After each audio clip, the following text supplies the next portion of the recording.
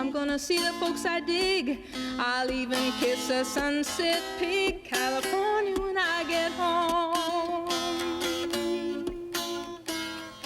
There are many ways to describe the legendary Joni Mitchell. Multi-talented, a musical genius, a singer, songwriter, and poet whose work transcends genres.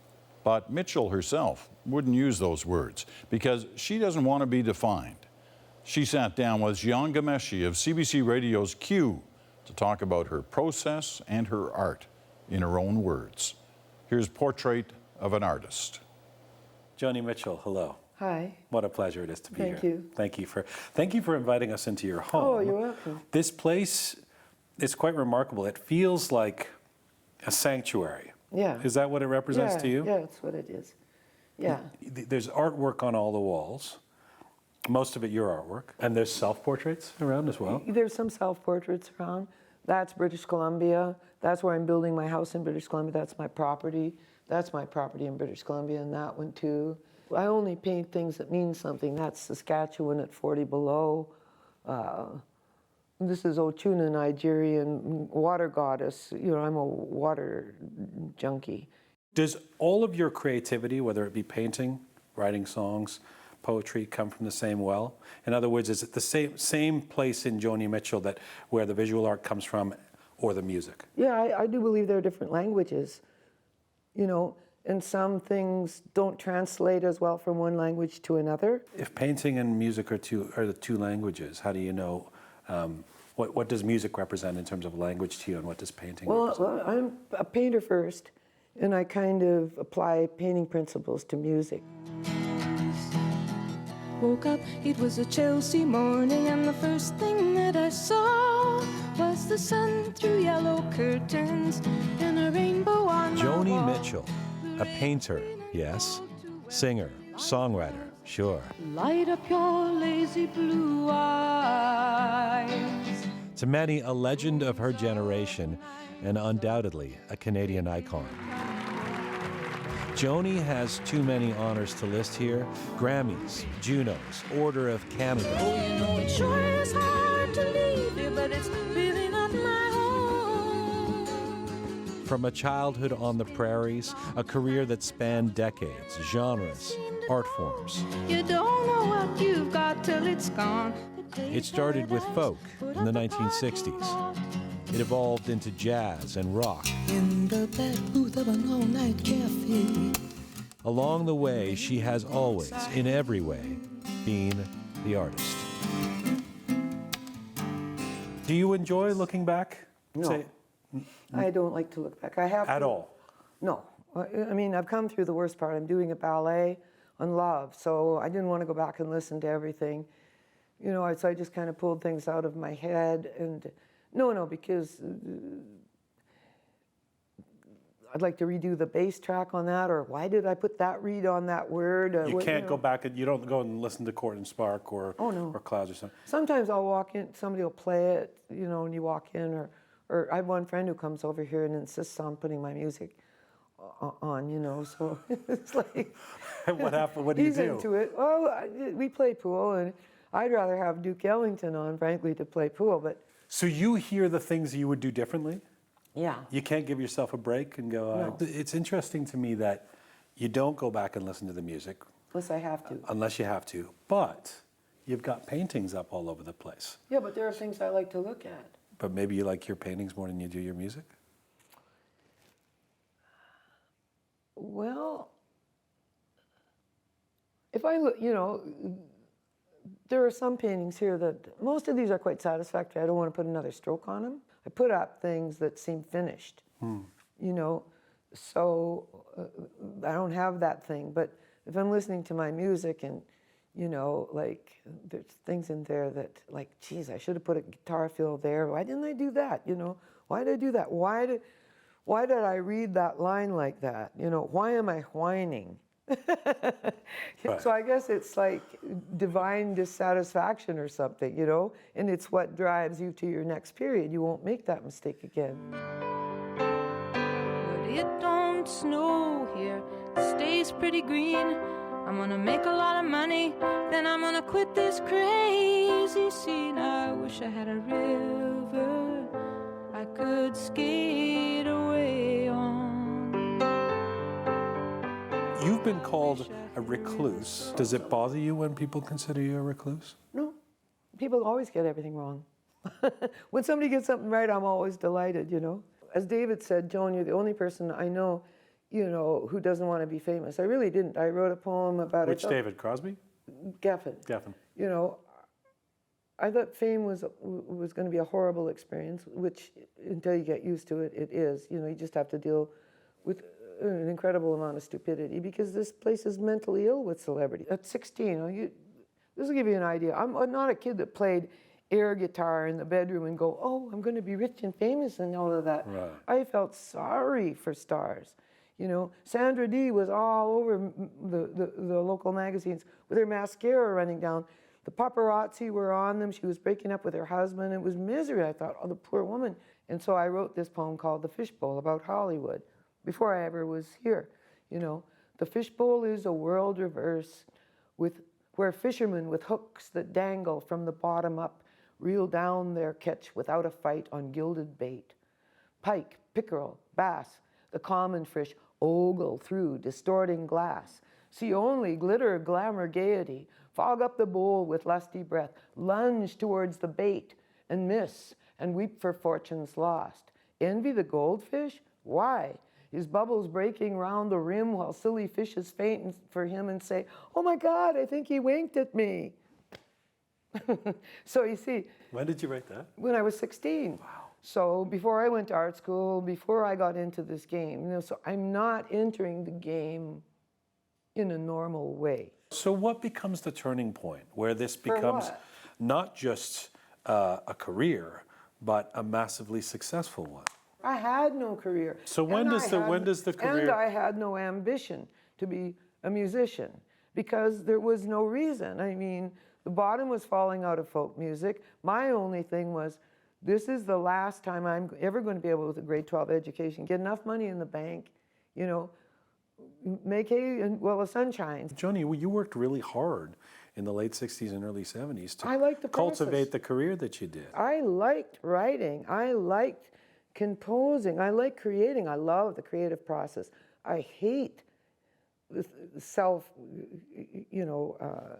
I hate this, kind of. I mean, I'm not, no, I really don't like the third degree, you know, like, and people getting everything so wrong. I don't, neither does Warren Beatty. You don't see him doing interviews very much. He doesn't like to be misunderstood either.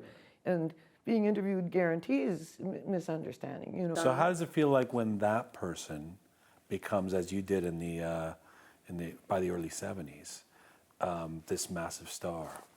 Having said all you did about fame. I retreated into the BC wilderness. Yeah. You know, I hated it. Hated it. What about the fact that just tons of people were buying your records? Well, that's different. And they're, you know, that's different. And the people that feel the music, and the trick is, if you listen to that music and you see me, you're not getting anything out of it. If you listen to that music and you see yourself, it'll probably make you cry and you'll learn something about yourself, and now you're getting something out of it, you know? That's the way it is, you know, you just see what you want to see. As Joni Mitchell's career grew, so did the attempts to label her. After all, how does a cultural and media industry make sense of a woman of such immense and diverse artistic talents? Taken the town by surprise. One with a proclivity for shape-shifting and transcending genres. But the thing is, to put Joni Mitchell in a box, any box, is folly. It's a hostile sun beating down now. You've always had a distaste for being referred to as a confessional songwriter, right? Yeah, that's Why? like a Tell us why. swinging light and billy clubs. You will confess. You know, it's like, what did I confess to? I'm selfish. Mine is the most selfish generation, you know, in history, right? What is so confessional? I'm sad? Oh, geez, you know, have you never been sad, you know? You basically don't like being pigeonholed, Joni Exactly. Mitchell. No, right? I'm fluid, you know, and yeah. Everything I am, I'm not, kind of. And that's the way it is with all people if they really observe themselves. And you've referenced a few times in this interview talking about how the interviews you've done, things have been misunderstood, things have been taken that you've said and changed. I mean, do you feel generally misunderstood? Do you feel like I don't go around feeling misunderstood, but do you feel like others misunderstand? Oh, constantly. But I don't go around feeling misunderstood. What does that mean, you don't go Well, around? I don't hold on to it. I go out, I'm misunderstood. You know, I see a butterfly, I go for a swim. I go out, I'm misunderstood, you know. I take a drive in my car, you know, somebody comes over, I'm misunderstood.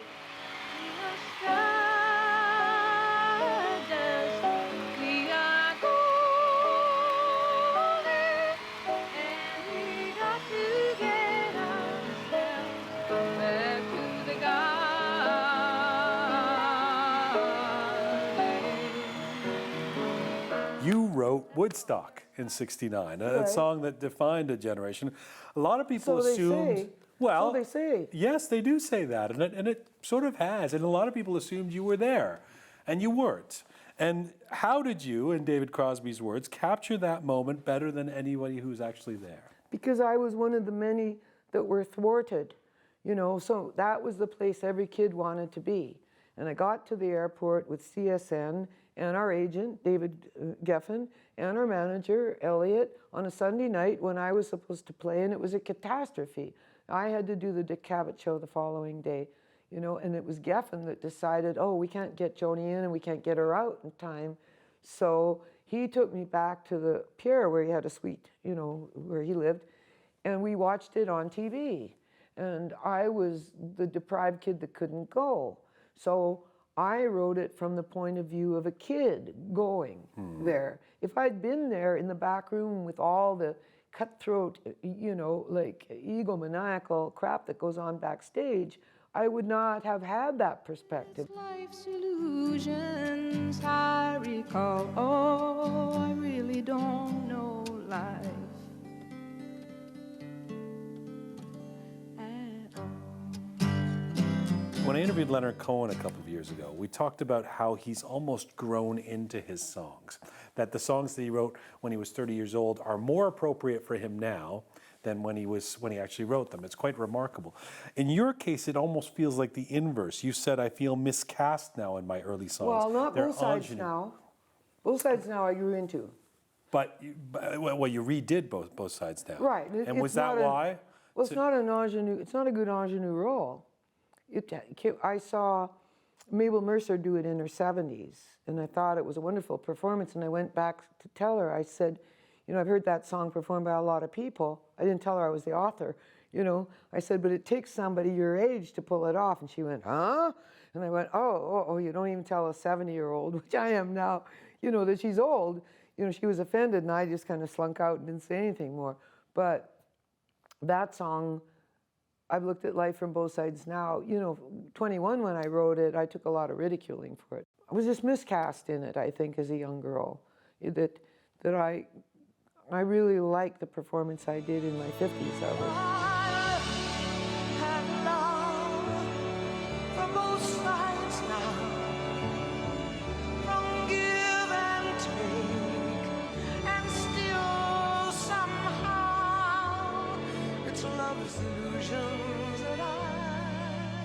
This has been such a pleasure. Before we end this, I have to ask you, we've talked so much about all of what you've done throughout your career, a lot of what you've done throughout your career, your tremendous creativity, the tremendous success you've had as defined by yourself and as defined by others, your fans, critics, etc.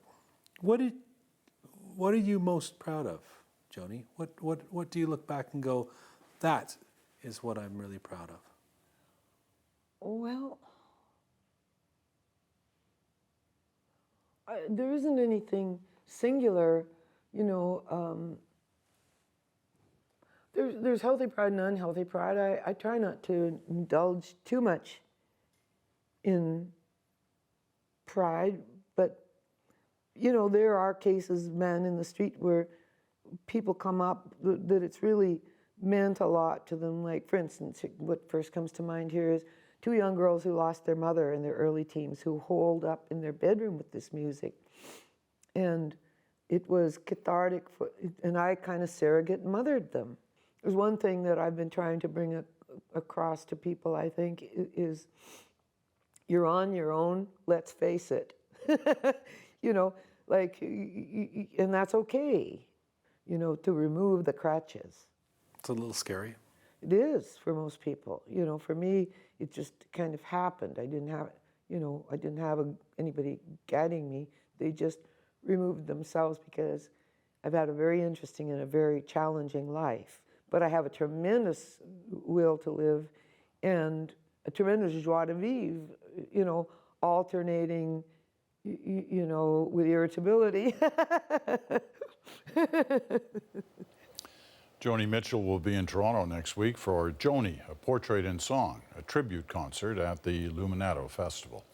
Now, there is much more of Jian's interview with her right here on CBC. Q will be devoting an hour to Mitchell and her career tomorrow in a special episode. You can hear that at 10 a.m. and 10 p.m. on CBC Radio 1. And you can watch the extended conversation tomorrow at cbcmusic.ca.